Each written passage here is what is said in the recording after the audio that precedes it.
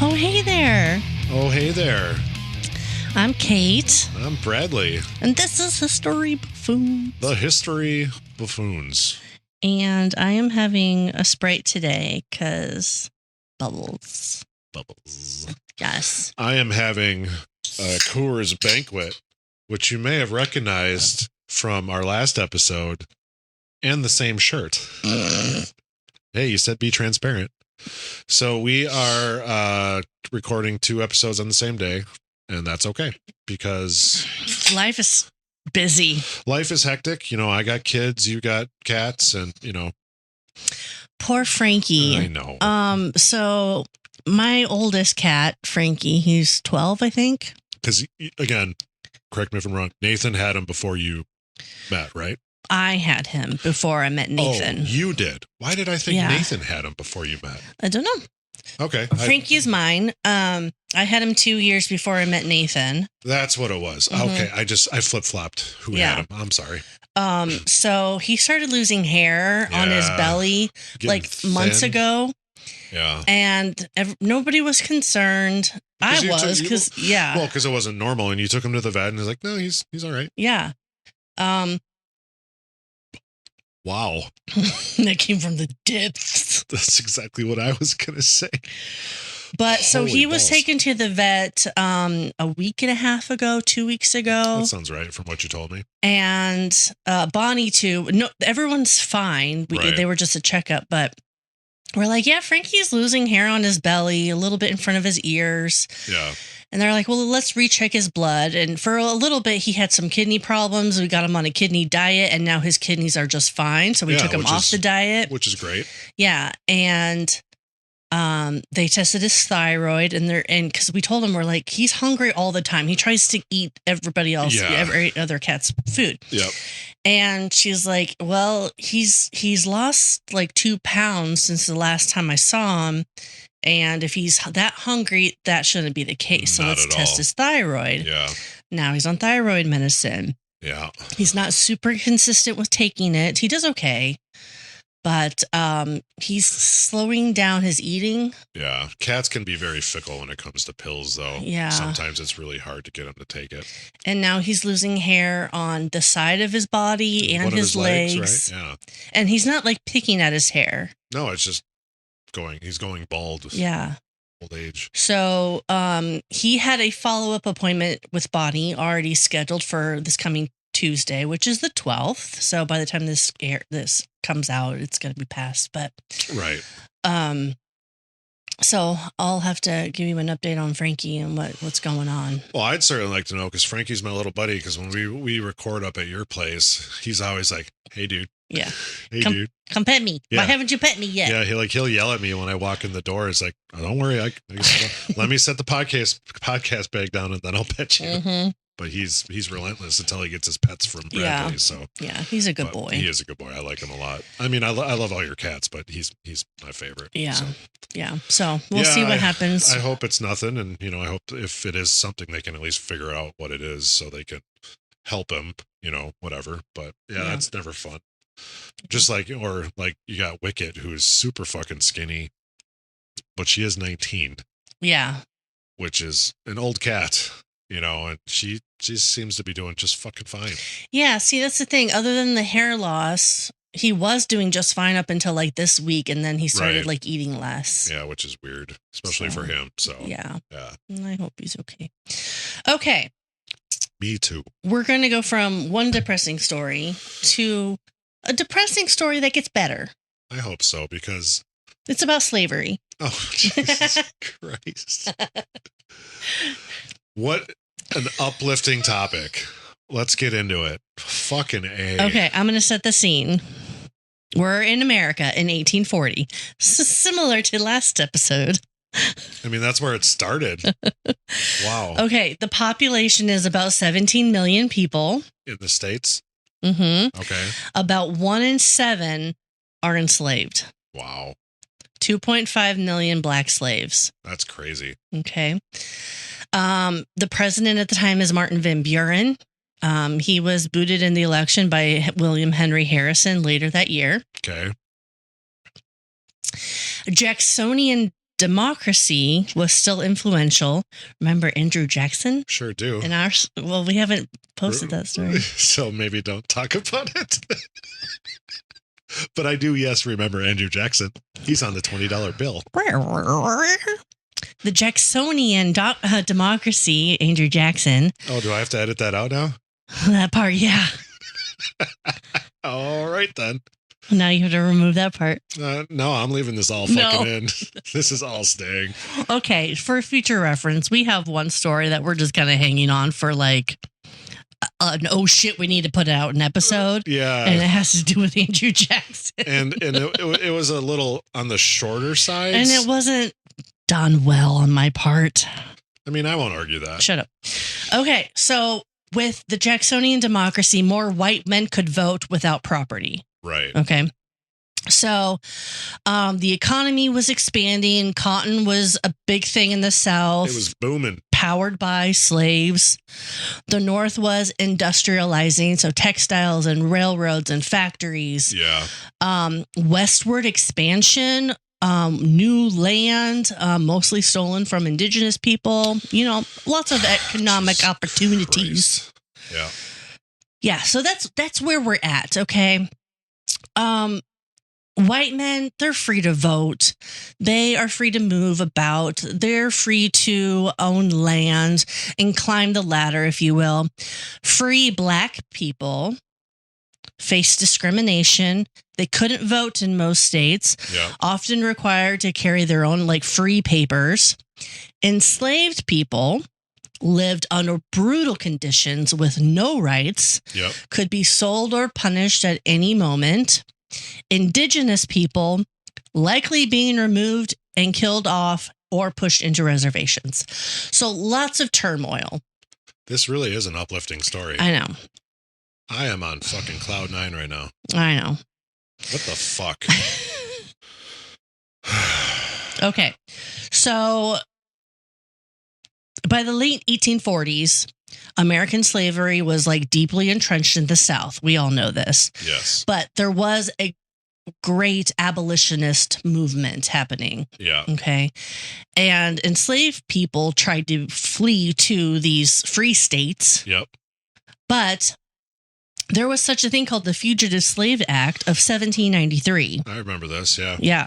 So it gave slaveholders the right to recover enslaved peoples who fled to free states. Because they were just technically property. Yes. It's like if you stole a car and, hey, my car's over and whatever now. I'm going to go get it. I'm going to go get it back. Yeah. Yeah. So it also allowed the slaveholders to go into the free states to retrieve their property. Yeah.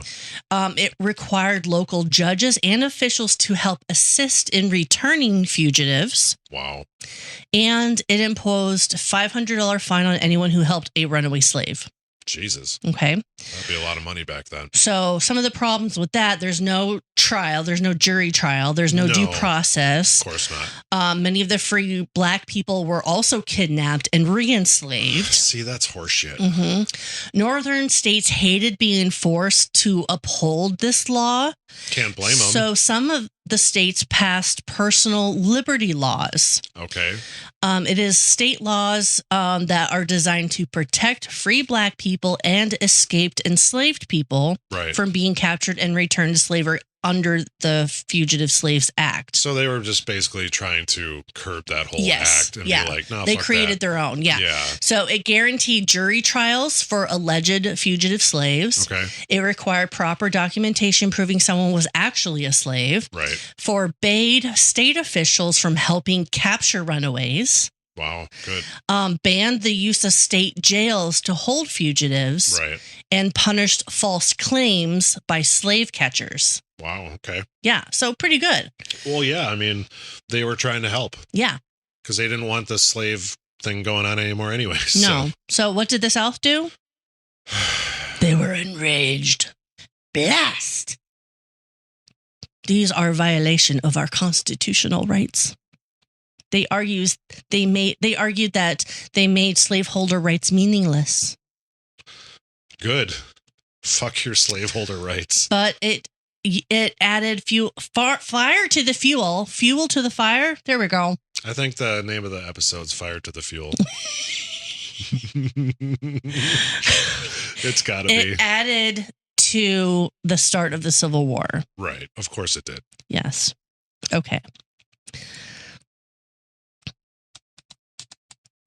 She's just tapping a key. She's not really typing anything. She does that a lot to make her look smart. Okay, so in response to this law. Yeah, you don't have to speak so fast. You're not catching up here. In response to this law. Abolitionists and free black communities formed the Underground Railroad.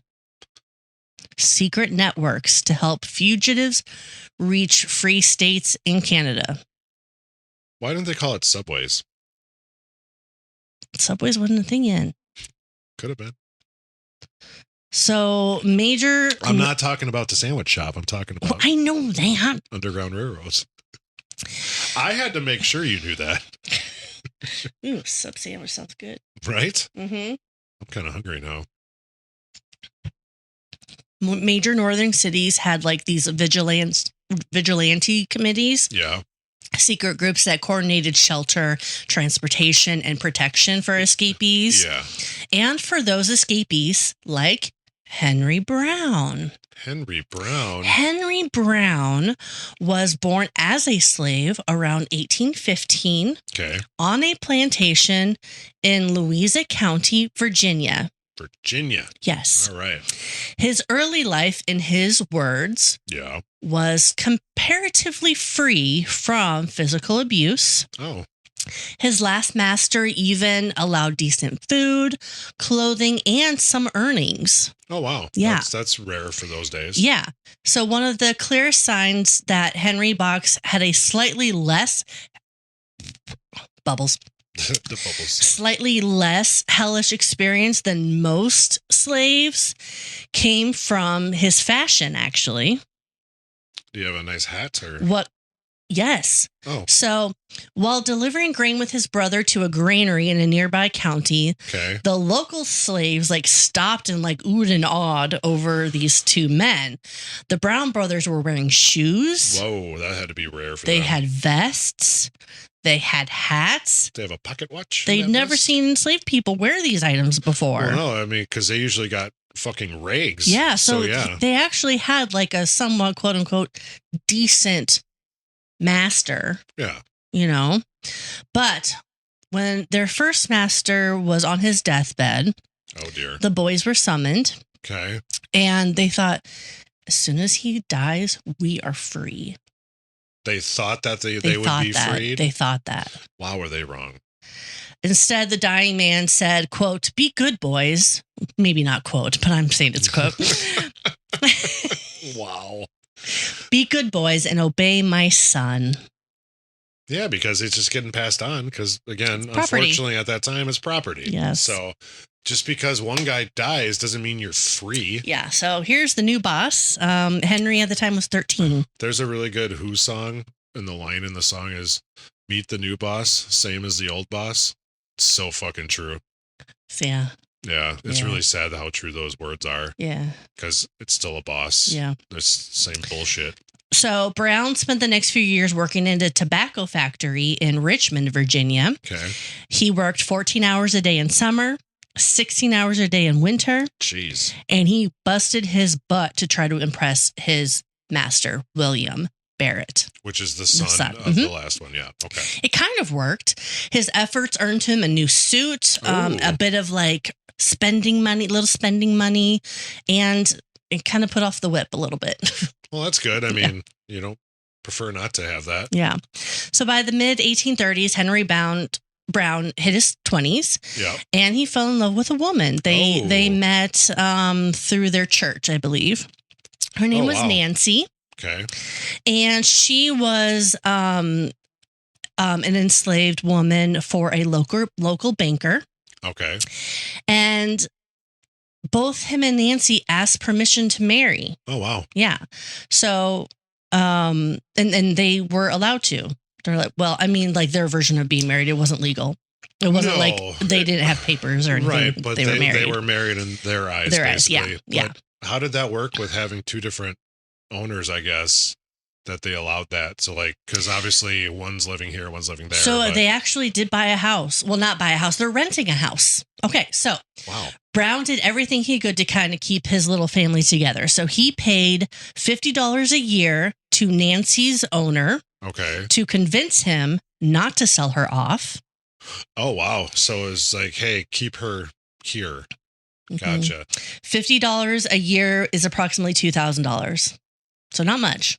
No, but I'm sure his wages were very minimal. Yeah. So, I mean, that could have been a lot of saving. Oh, yeah. For that, yeah. I bet he had to save a shit ton to get to $50. Yeah. So good on him to do that to keep the missus around. Mm-hmm. And then he paid $72 a year to rent a home. Wow. So that was about $3,000. So okay. By like the mid to late 1840s, yeah, they ended up with 3 children, and she was pregnant with their 4th. Excuse me. Do you have their names? No.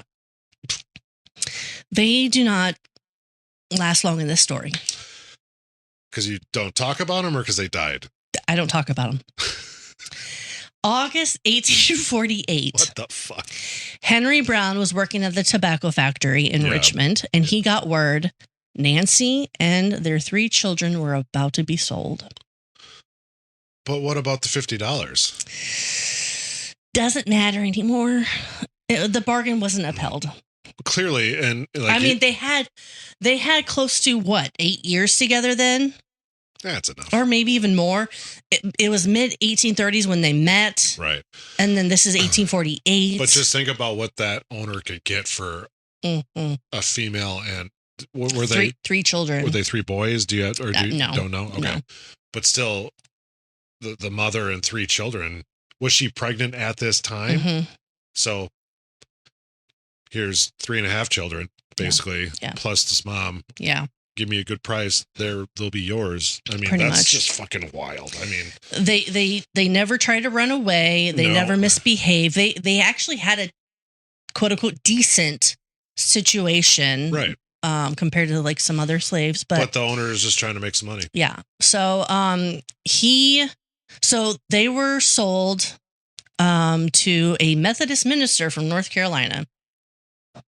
And where were they currently? Richmond, Virginia. Right. Virginia. Okay. Right. Yes. So Brown rushed to the slave trader's auction pen, and there she was, his wife and his 3 children, shackled, terrified, and waiting to be shipped off. Right. He arrived just in time to witness Nancy standing with her children, all of them in chains, waiting to be marched out of Richmond. Wow. Brown tried to follow them, walking beside his wife and children as far as he could. He said Nancy never once looked at him, not because she didn't love him, but because it was so overwhelming with grief and fear. She would have broke down. She would have broke down, and that would make like the goodbye even harder. Yeah, no, I get that. In his words, he said, quote, "I followed them with aching heart, but they gave me no word, no glance, though I saw the tears falling from my wife's face like rain," end quote. That's wild. Eventually, he was forced to stop as they were herded away, and that was the last time he ever saw them. Ever? Mm-hmm. Damn. Yeah. So he said, quote, "Having lost what little joy my life offered, I began to plan an escape," end quote. Was he going to go try and find them? He actually never tried. Oh. And we can talk about that later, but that seems weird. He said, "Go and get a box and put yourself in it." Okay. What? Who did he say this to? Himself. He's thinking, I'm going to go get a box. I'm going to put myself in it. Oh, so he's going to unalive himself? No. Brown went to a church friend named James C. Smith. There are 2 Smiths, so I'm going to try to keep them separate for you. No relation to each other. Okay. I mean, it is a common name. It is. James Smith was a church friend. Yeah. He was living in Richmond, Virginia as a free man. Okay. He's African American. He was a dentist. Oh, wow. Okay. So regular old Doc Holliday. Yeah. So it could have been he had manumission. This guy. Why is he free in Richmond, Virginia? Right. Right. So it's possible it was manumission, which is the owners freeing the enslaved people. If you recall. I do. Oh God, what's her name? Oh my God. Oh my God. Oh my God. I can picture the poet. Yeah. Oh Phyllis man. Wheatley? Yes. Oh, look at your brain. Phyllis Wheatley, the poet. She was manumist. Look at the big brain on Brad. Manumist, whatever. Yeah. It could also be that James Smith was able to buy his own freedom somehow, or he was born free. We're not really sure. Like if both of his parents were free. Born Free like a Bruce Springsteen song? No, maybe not. Anyways. Born to be Wild. That's not his song. Cool. So by 1840, Virginia actually had about 58,000 free black people. We don't need to circle around back to Born to be Wild. But Born to Run is Bruce Springsteen. Got it. Whew, I can sleep now. No, you can't. Because you have to finish this fucking episode. Brown also went to Samuel Smith. Okay, he was James Smith, Sam Smith. Okay. Samuel Smith is a white shoemaker from Massachusetts who lived in Richmond, Virginia. Okay. Is it important that he's from Massachusetts? It's context. Just like the kids' names? Sip your bubbles. He used to be a slaveholder himself, but he sympathized with Brown. He saw the error of his ways. And Brown offered Samuel all of his savings to help. It was about $50. Wow. Here's some money. The three men devised a plan. Get a box, ship Henry Brown to Pennsylvania directly to the Anti-Slavery Society office in Philadelphia. They're going to have like some sandwiches in there for him, or I mean, nope. Cut some holes, hopefully. A little bit. What the fuck? So it's like, dude, be quiet. J. Miller McKim of the Anti-Slavery Society was arranged to receive this shipment package. A letter came for him asking to help Brown before Brown was ever shipped out. So they like corresponded and they had this arrangement. Okay. So McKim agreed, though he and his colleagues like understood like this is serious business. Yeah. If we get caught, we could face prison. Oh yeah, for sure. If he dies, what the hell are we going to do with the body? Bury it in the box? Yeah. So do you think like the box shows up? Hello? They actually do. Oh shit. Hello. Did you make it? Hello. Okay, so Jesus Christ. Anyways. Brown commissioned a carpenter to build a sturdy wooden crate just big enough for him to sit curled in. Oh, fuck. He doesn't even get to lay down. Oh, so it's kind of like Tyrion Lannister. Do you have to push his own shit out of the box? Ew. Well, that's what he did in Game of Thrones. That's what he did in Game of Thrones. Yeah. So Brown personally specified the dimensions for his most comfortable sitting fit.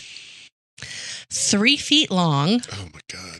2 feet 8 inches deep and 2 feet wide, like an extra large wardrobe box from like Home Depot. Do you have any type of dimensions on Brown, like his height or anything, weight, anything like that? I don't, but I do have a picture that I'm going to insert of a replica of the box, but it's tiny. There's a bug floating around and it's really fucking annoying. I can't get it to go away. So the box was lined with baize cloth. What's baize? So it's a coarse woolen cloth that feels like felt a little bit, but it's rougher and more durable, and it can also like muffle the sound quite a bit. Right. So, which is very helpful in this smuggling a body. Yeah, and they had about 3 air holes, just 3. Well, better than 0. I mean, yeah. Did they mention at all where the air holes were? No. Oh. They did label the box as dry goods and wrote on it, "This side up with care." Well, good thing, because he didn't want to be on his head and neck the whole fucking time. Oh, but nobody knows how to read, apparently. Well, it is the 1840s, so... So, on the morning of his boxing... Of his departure? His boxing. He needed an excuse to miss work. Do Did you ever see like unboxing videos on YouTube or Oh, whatever? yeah. That would be quite the unboxing video. Oh, yeah. That would be fucked up. That's the first TikTok video right there. Hey, it's a man. So he had a friend deliberately pour oil of vitriol on his hand, which is sulfuric acid. Why? To get him out of work. Oh. Did you miss that part? Yeah, sorry. Oh, the morning of his boxing, he needed something to get him out of work. Sorry, I did not That's okay. pay attention to that. So they poured oil of vitriol or sulfuric acid on his hand. Burn his hand so he could be like, look, master, I can't work. Exactly. So he says, quote, God, that's fucking dedication. I gotta itch. That's fine. That happens. So in his own words, he says, quote, I got a friend to pour it on me so that I might get my hands sufficiently burnt and enable me to stop work, end quote. That's just like that. Crazy.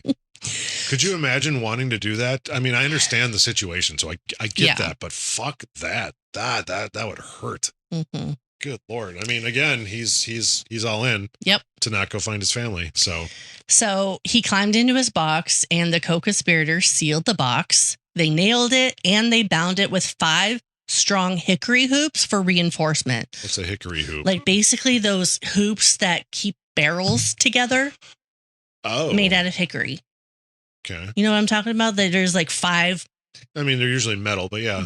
Yeah. So this one is made out of hickory. Gotcha.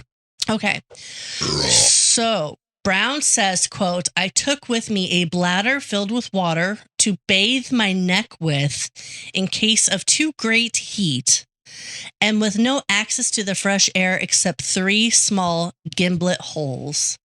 Wow. Samuel Smith, the white shoemaker, then delivered the precious cargo to the Adams Express office, paying shipping for what was declared as dry goods. Yes. I did not see most of this information is coming from Henry Brown's own book. Oh, so he ended up writing a book. Yes. So you didn't actually. That's why I have so many quotes. You didn't see a bill of lading for this package? No. So Brown's route from Richmond to Philadelphia involved wagons, railroad cars, and a steamboat, and none of them handled the package well. Properly.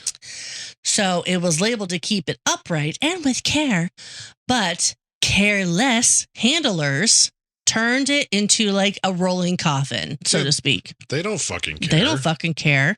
Like you said, they probably couldn't read. Because of the times, it was very common that people couldn't read. So they're like, what is this gibberish on the side of this box? Fuck that. Means nothing. Yeah, get it on the boat, bro. You know, I mean, so yeah, I totally understand that. And plus, they just didn't fucking care. No.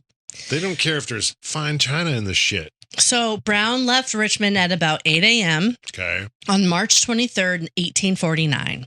23rd, 18. Okay. So almost immediately, the box was loaded sideways. So he would like head this way kind of thing? Okay. And then upside down? Upside down. Fuck. Onto a dray wagon. Do you remember what a dray wagon is from the children's blizzard of 1888? I do, vaguely, yeah. A wagon with no sides, essentially. Yeah, basically.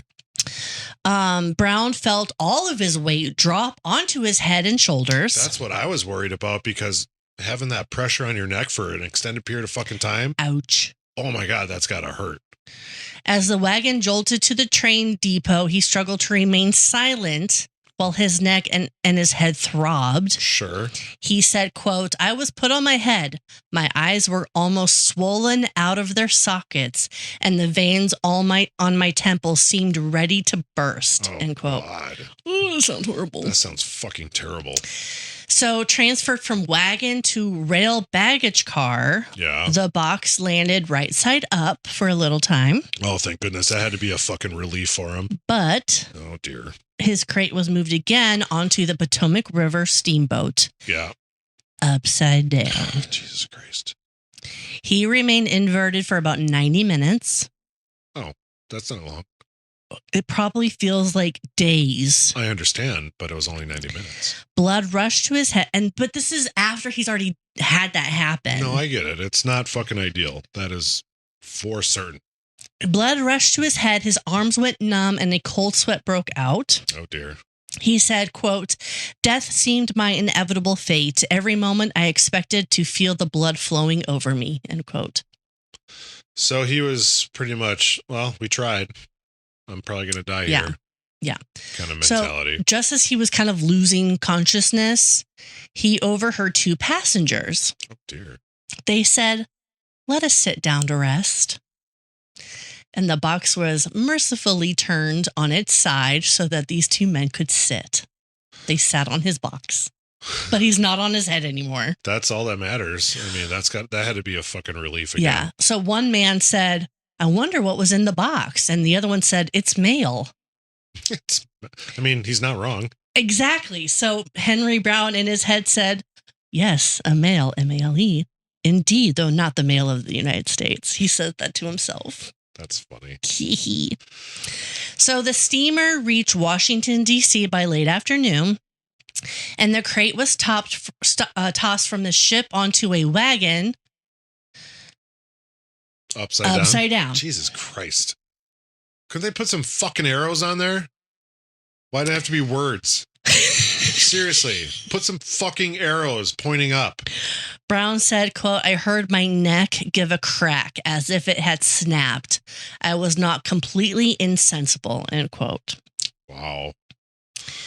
He blacked out. Rightly so.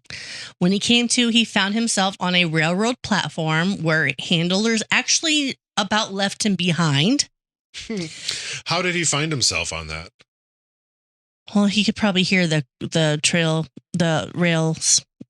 He knows. Can you go on with that? Yeah, he heard the train rails, the train cars on the rails. He heard the train. He knew it was a platform. Can you move on now? Brown was like, "Shit, I'm being left behind." And someone, we don't know who, said, "The box came with the mail and it must go with the mail." Fucking So right. they picked him up. Thank God. So the box was loaded onto a northbound train to Philadelphia. Upside down. Jesus Christ. You know how hard it is to shit upside down? Yeah. How did he go to the bathroom? I don't want to know. I don't either. He didn't mention it in his book. So thank goodness, because do you have a total time frame for this travel? 27 hours. Fuck. Because I'm sorry, but I poop at least once a day. And there's no way I could hold it for 27 hours. So he had to have gone in that box. Yeah. Well, fuck. So as he was like being put onto this train car. Did he have food in the box too? No. Some sources I found said crackers. He never actually wrote down in his book that it was crackers. He had white people in there? Wow. I'm guessing you're going to tell me to edit that out. When more baggage was coming onto this train cart, his box was actually moved upright again somehow to make space for, I don't know how, because it's upside down, right side up. It's the same dimensions that way. I don't know. Yeah, no, that's wild. But somehow he ended right side up. Okay. Thank God. So it was an overnight train ride. Yeah. And Henry Brown's mailing journey ended March 24th, 1849. Okay. 26 to 24 hours total. God damn. So upon arrival in Philadelphia, it was around 3 a.m. The box was kept at the depot for a couple of hours. Right. And then a hired express wagon picked it up to deliver it to that guy. Picked it up, and he was in the know. Oh, so he was in on it. He was driven by Dan the Irishman. I love that. He was bribed with a $5 gold piece. Oh, shit. And he picked up the crate, marked right side up, and delivered it directly to the Anti-Slavery Society office. Okay. So this is what Henry Brown said of his final little trek. He said, quote, "I was soon placed on this wagon and carried to the house of my friend's correspondent, where quite a number of persons were waiting to receive me. They appeared to be some afraid to open the box at first. Because sorry, I didn't mean to interrupt. But at length, one of them rapped on it and with a trembling voice asked, 'Is all right within?' To which I replied, All right. The joy of these friends was excessive. And like the ancient Jews who repaired to the rebuilding of Jerusalem, each one seized hold of some tool and commenced opening my grave. At length, the cover was removed, and I arose and shook myself from the lethargy into which I had fallen. But exhausted nature proved too much for my frame, and I swooned away. End quote. Wow. All right within? All right within? All right. I mean, I don't blame him for being a little, weary of like, is he going to be dead? Did we just ship a dead body? Yep. Or do we ship a live body and now it's a dead body? Fuck. Exactly. Because, I mean, potentially no food except for possibly crackers.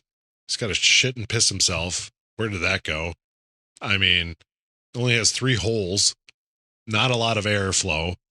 All that. Upside down. I mean, they didn't know at the time, but, he did. He was upside down, not upside down, blah, blah, blah, whatever. There's a good fucking chance he was going to die. Yeah. The fact that he didn't is quite fucking impressive. Yeah. I mean, that's wild that he didn't die. So was Henry free? Not legally. Well, no, because he escaped, and so he's still technically his property of William Barrett. He is still the property of his master, William Barrett. That's his name. Yep. And so he knew his freedom wasn't guaranteed. It was basically borrowed time. Right.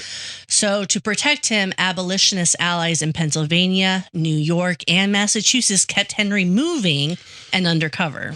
Did you say was it, am I mixing stuff up here where the Underground Railroad tried to get people to Canada? Was he like headed to Canada too? No, he wasn't headed to Canada, but there were operations that did go that far.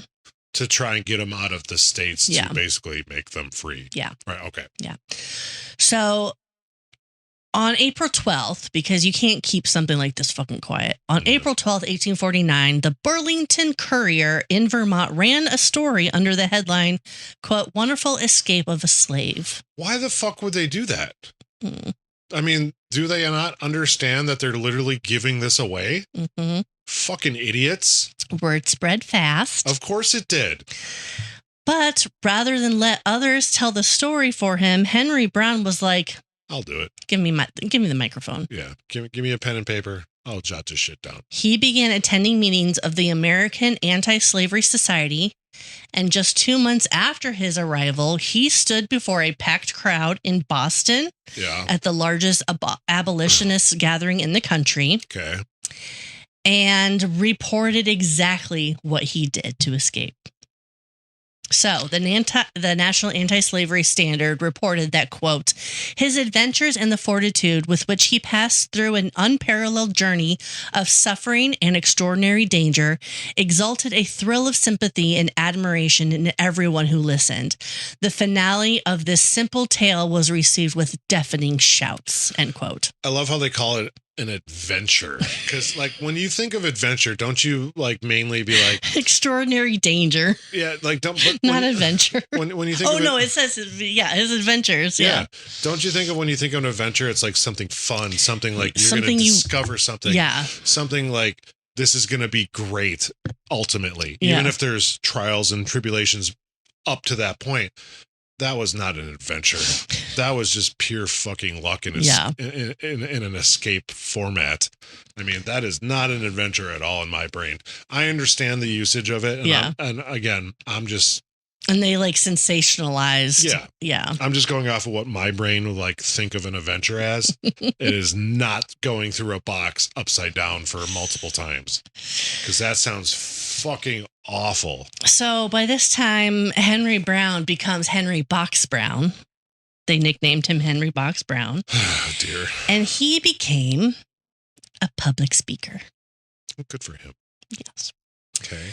So he shared his firsthand account of the slavery cruelty, his escape, and he hoped to garner support for the anti-slavery cause. Sure. And this is when he published his memoir. Oh. It's titled Narrative of Henry Box Brown, who escaped from slavery enclosed in a box 3 feet long and 2 wide in the summer of 1849. And I'm going to link the actual book. Okay. Like you can read the whole book because Sure. it's short. It's like 90 pages, something like that. But for back then, it's probably pretty good, honestly. But Yeah. so did he actually? He could read and write. So he had a ghostwriter. Was that a thing back then? Mm-hmm. Oh. He did have a ghostwriter for that one. So I don't know if he could actually read and write. Was it Casper? Was he a friendly ghost? Mm-mm. Okay. Let's move on. So I didn't say it was a good joke.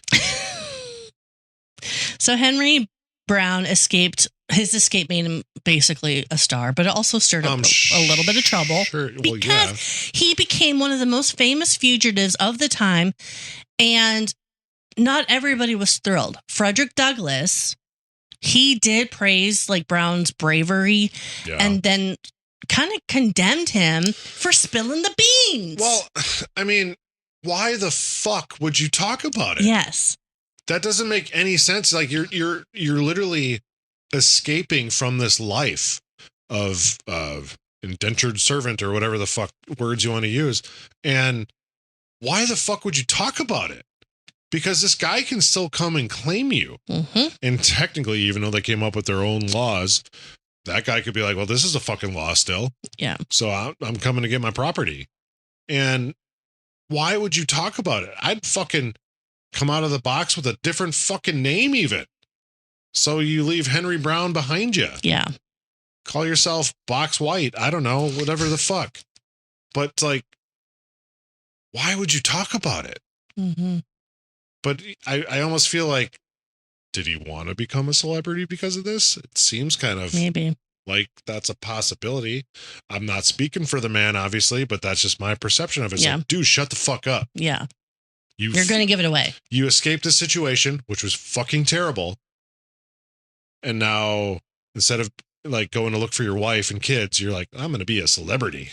Yeah. And Frederick Douglass was like, you're going to ruin it for the rest of us. Well, that's the thing. And he was right. Yeah. Because soon after, two other men tried to copy Brown's tactic. Did they die? They were caught. Oh, okay. Because they were sending telegraphs, and the telegraph kind of was intercepted. And they were sent back into slavery. Yeah, weird. And then Sam Smith. Yeah. Okay, he was the shoemaker. Yeah. He was arrested for trying to help others. See, way to go, Brown. He ruined it for everybody. Box Brown fucking got that guy arrested. Yeah. Basically. In 1850, a new and improved Fugitive Slave Act made free states a little bit more dangerous for escaped slaves. Oh, dear. So this one was passed in 1850. It was part of the Compromise of 1850 to appease southern states after California entered as a free state. Yeah. So southern slaveholders wanted stronger protections for their property. Right. So they supercharged the 1793 law. They created federal commissioners who got paid $10 if they ruled everyone, slow down. Federal commissioners were paid $10 if they ruled someone as a fugitive. Oh. But only $5 if they ruled otherwise. So guess how many were ruled as fugitives? I'm going to go with a lot because, again, our government was never corrupt. Yeah. And still isn't to this day. So I got a itch on my eye. I see that. So does everybody else know. The law also denied the accused of a jury, even the right to testify. So dumb. Required all citizens, even in free states, to assist in the capture of fugitives or face jails or fines. How did they get away with these fucking stipulations? Because it's like, no, fuck you. Yeah. I'm going to help these people. Fuck off. Yeah. But yet, because you say you get to go to jail. No, fuck you. I'm not going to jail because I helped this person. Mm-hmm. Where did they get off being like, yeah, this is part of the law? Like, who the fuck passed that? Fucking clowns. Seriously, that's fucking stupid. I mean, again, I understand. Different fucking time from when you and I are alive. I get that. But like, who thought like, no, this is a good fucking idea? I know. Anyone who helps, jail.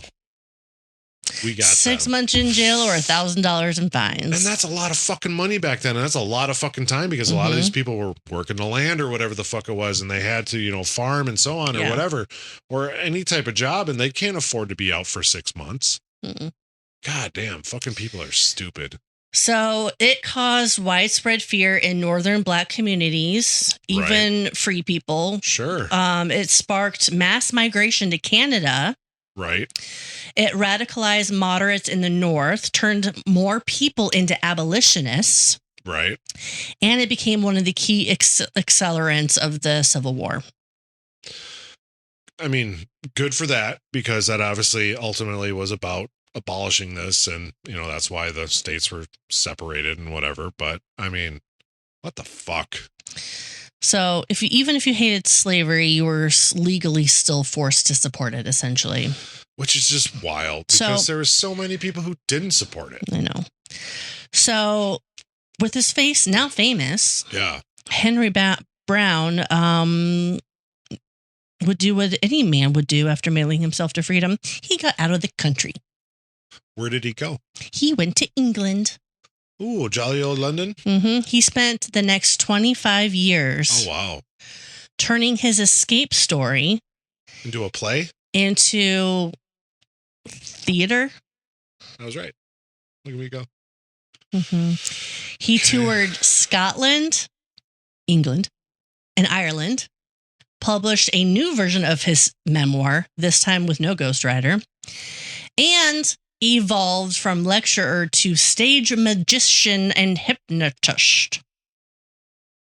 But yet his wife and kids are still in slavery. Probably. I'm starting to not like this guy. I'm just going to say, I'm glad he got fucking out of a bad situation, but what the fuck, man? He also got a little flashy. He rebranded himself as African Prince. Oh my God. Okay, I lost respect for this guy. I understand that was hard times and he had to get out of that, but I feel like he did this for fucking fame. I know. With what's being said right now. I don't think he did it for fame. I think he ended up continuing for fame. Excuse me. Yeah, let me rephrase that. He got out of a bad situation and took advantage of what it could bring him afterwards. Yeah. He didn't do it for fame. He did it to get out of the situation and then like, wait a minute. I can fucking capitalize this. Yeah, exactly. What a dick. So as African Prince, he wore bright colors, silks, swords, turbans. And it was basically a way for him to like play with the traumas of his past, kind of like a mockery of slavery kind of a thing. Was it though? So he on stage would reenact him climbing out of a box. Oh, Jesus Christ. He would even ship himself by railroad from city to city as like a point of publicity. He performed magic tricks with a mirrored box. Oh, Lord. And he would hypnotize white volunteers, convince them they were sheep, and then people would toss cabbage at them. Sheep gotta eat. Brown married for a second time while abroad. What a dick. To an English woman named Jane Floyd. And they started a new family, and he has a daughter named Annie. In 1875, a full decade after the Civil War had abolished slavery in America, Brown finally returned to the United States. With his wife and kid? He was in his 60s, but continued performing as a magician and speaker, touring parts of the U.S. and Canada. Yeah. And his last years were spent in Toronto, where he died on June 15th, 1897, at the age of 82. And he never did go try to find his other wife. I lose respect for him for that. So I kind of looked up like why he wouldn't have looked. And it's basically like the possibilities of him finding are so slim. I'm sorry, but if all of a sudden Sarah and my two kids were sold into slavery, I would go fucking find them. Yeah. No matter how hard it like fucking Django would be. Everybody's ass. Yeah, I would Django Unchain everybody. And shout out to that movie. Great fucking movie. Great movie. I'm sorry, but like I couldn't imagine Vesper going into slavery. Yeah. Fuck off. I couldn't imagine Xavier going. I mean, any of the three. I don't care how fucking hard it is. I would go fucking find them and be like, nope. That's insanity to me. And so that's why he lost some respect by never going to trying to find his wife. And I understand it wasn't legally binding because of being a slave at the time and whatever, but he had fucking kids, man. 4, because I'm sure the last one. Well, yeah, so he had a kid he never even met. 3 that he did. I don't know. It is sad. It's to know that, and especially because he's like, I'm a magician and a hypnotist. I don't know, or you could be a fucking savior for your family, but whatever. Yeah, I don't know. That kind of irritates me. Shitty situation he was in. He got himself out of it, and he fucking ran with that instead of trying to help. Yeah, other people like his family members, his wife, and his 3 kids, potentially 4th. Wow, that is fucking wild. Yeah. And depressing. You really know how to bring a room down. So what I looked up was basically, did he ever try to find his family? Yeah. So there's no like historical records or narratives or diaries saying that he did try. Yeah. He would have no legal power to reclaim them. I understand that, but still. It was a little bit too dangerous with like the Fugitive Slave Act. He could have shipped them in a box. And there's no record that he ever actually like heard from them ever again. Well, why would he have heard from them? I mean, that's the least likely thing to happen. Yeah. So as far as what we do know of his wife and kids, they were sold to the Methodist minister from North Carolina. Isn't that wild that a minister had slaves? Yeah. That just seems like wrong in all fucking degrees of life. So the minister was traveling through Richmond, which likely means Nancy and the children were transported deep into the South, far away from their home in Virginia. Of course. The sale happened quickly, so I don't think there was any paperwork or anything like that. Which I get, yeah. No names, locations, or records of them. It's possible that their names were changed. Very probable, yeah. Yeah. It's possible that they were split up, resold. Which would be super sad because, those kids only have mom, clearly. Yeah. Because daddy's being a magician in England. Yeah. So. I think it was just kind of like, all's lost. So. Great fucking mentality. Yeah. I'm sorry if my kids were done that. I would not stop till I fucking found them. Yeah. That's James. Kind of sad. Henry Box Brown. James was the other. Yeah. One of the Smiths. Yeah. Fucking Henry. Get in your box. Man, I thought it was more uplifting because, hey, he made it. And then you're like, hey, go find his family. I'm like, oh, no, he didn't. I'm sorry. I came from a small family. Yeah. I lost my dad last year, so it got smaller. I lost my grandma in 2008. I only had one grandparent, and I lost her in 2008. So I have my mom, I have my brothers, I do have I lost my uncle fucking 2 months after my dad, his brother. So I have a couple cousins. I have some cousins I never met, so I don't consider them cousins. Because I don't fucking know them. They're not family. I had a very small family. Mm-hmm. I would do a lot for my family. I've always been that way throughout my entire life. And I just think it's kind of shitty. Yeah. That he wouldn't go try. Look for this girl that he loved for 8 years or whatever it was. And then, had fucking 3 kids with, a 4th on the way. 4, yeah. And it's just like, well, it's a lost cause. They're probably deep in slave land, so I'm just going to go be a magician in England. What a fucking tool. So that is not uplifting. That is actually quite the opposite. It's like, dude, what the fuck, man? Oh, I failed. Well, I mean, it's not the first time. Hey, I'm kidding. I like the story because, hooray. And then it's like, yeah, you're a dick. I don't know. Do you understand what I'm saying? Oh, for sure. Because it's like, I don't want to say like what he did and went through was bad. Like not bad. That's not the word I'm looking. What he went through and what he dealt with and so on. It's obviously it was fucking terrible. Mm-hmm. Clearly. But it's like, you got through that. through help of other people. And then you're like, you know what? I'm going to tell everybody. And the fucking guy got arrested for that helped him. I know. I mean, what a dick move. Shut the fuck up. Change your name. Go find your fucking wife and kids. You don't fucking like capitalize off of this and you got someone else in trouble for it. Mm-hmm. I mean, that's a dick move, man. You're like, dude, I was your friend. I fucking helped you get out of your shitty situation and this is how you repay me. Mm-hmm. Now I'm in jail and you're fucking free being a weird hypnotist in fucking England, making white people sheep. I hit a nerve. You did. It's fucking irritating. I don't like that shit. That makes me annoyed more than it makes me uplifted. Do you need another beer? Welp. I suppose. All right, buffoons. That's it for today's episode. Buckle up because we've got another historical adventure waiting for you next time. Feeling hungry for more buffoonery? Or maybe you have a burning question or a wild historical theory for us to explore? Hit us up on social media. We're History Buffoons Podcast on YouTube, X, Instagram, and Facebook. You can also email us at historybuffoonspodcast@gmail.com. We are Bradley and Kate. Music by Corey Akers. Follow us wherever you get your podcasts and turn those notifications on to stay in the loop.